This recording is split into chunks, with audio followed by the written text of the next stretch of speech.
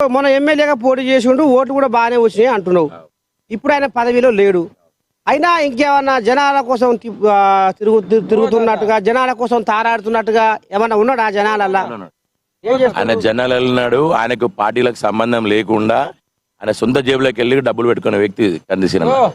ఓడిపోయినాక America వెళ్ళిపోతున్నాడు, వెళ్ళిపోయినా ఉన్నాడు. అడగవా తాత ముచ్చట? మైబాల్ కోయిలాగా చిన్న సన్న కోయిలాగా ఏం కాదు.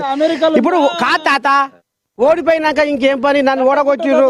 ఇప్పుడు కేసీరావయ్య అమ్మ నన్ను కామారెడ్డిలో నన్ను కన్ను పెట్టి ఓర చూపు చూసిర్రు, నన్ను ముఖ్యమంత్రి పదవికి వెళ్ళి ఉడవీకిర్రు. అమ్మ నా గద్దె దింపుతారు మీరు అని ఇక పండుకోరు మీరు, నేను మాత్రం బాయికాడనే పండుకుంటా అని తమాషగా పక్కేసుకుంటూ బాయికాడ ఎర్రవెల్లి ఫామ్ హౌస్లా. అంటే నేను ఏమంటున్నా అంటే, ఓడిపోయినాక ఇక ధ్యాస ఉండదు, ప్రేమ ఉండదు, గింత పని చేసేది అనేది ఉంటుంది. ఇప్పుడు మరి కంది శ్రీనివాసరెడ్డి కూడా ఓడిపోయిండు, ఓడగొట్టిరు జనాలు. సరే జనాలు ఓడగొట్టిందంటే ఇప్పుడు వాళ్ళు కొంతమంది ఏమంటారు అంటే, మునుపు ఉన్నదానికంటే ఇప్పుడు ఎక్కువ నూకు వచ్చింది కాంగ్రెస్ అనేది అనుకొస్తుర్రు. మరి పదవి లేకపోయినా ఇంకేమన్నా జనాల కోసం ఏమైనా తారాడుతుండా? అమెరికా వెళ్ళిపోయిండా?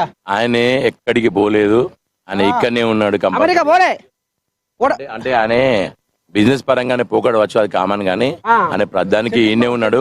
ప్రతి విషయానికి అది నిన్న సెటిల్మెంట్ కాదన్న బిజినెస్ అనేది సెటిల్డ్ ఆయన యుఎస్ కంపెనీ జాబ్స్ కాబట్టి అక్కడ ఉన్నాడు.